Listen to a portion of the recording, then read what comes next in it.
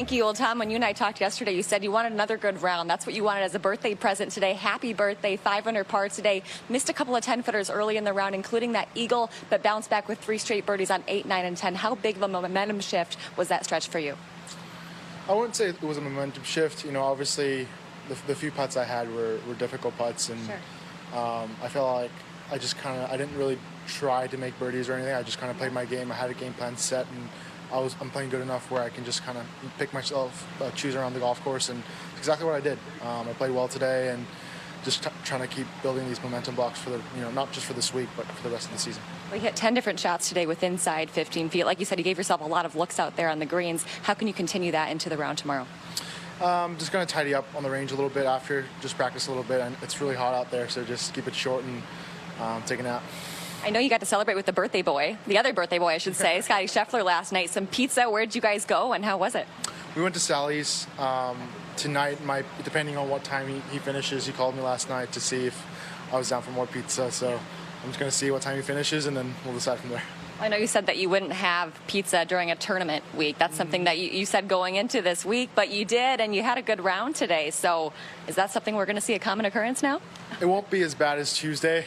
Maybe I'll have 1 or 2, but definitely won't be like Tuesday. Happy birthday. Thanks, Tom. Thank you. Yeah, more pizza tonight. So he went to Sally's. Maybe he goes to Frank Pepe's. That's the other legendary spot here in the New Haven, Connecticut area. Tom Kim turned professional at 16. That's 6 years ago. Akshay Bhatia, 17 years old, with good results. But you, I know, still have reservations, broadly speaking, with teenage professionals. Why? Well, first of all, these teenage prodigies do capture our imagination. How can somebody be that good, that poised at such a young age? But in general, when you're turning pro at a young age, and unless you're hugely successful early on, you really can't afford a team. So more often than you would like, you are traveling alone. You are staying alone. You are eating alone. You are alone with your thoughts, and far more often than we talk about, because we generally just talk about the successes. Far more often than we talk about, this game chews up and spits out would-be stars and leave them for the rest of their lives trying to figure out what to do. We can go back in time and talk about some players that did turn professional at an early age in their teens. Ty Tryon, 2001, made it through Q school. The whole world was like, now what? And, you know, for the rest of, a decade or so, he tried to fulfill all that promise, and unsuccessfully so, at least in the professional ranks of the game of golf. We'll go to Tad Fujikawa, who turned professional at the age of 16. Remember, everybody applauding him making the cut in the Hawaiian Open when he got the sponsors exemption. That was back in 2007. A decade went by. He still didn't really find any success. So we'll go to Tony Finau, who turned professional at 17.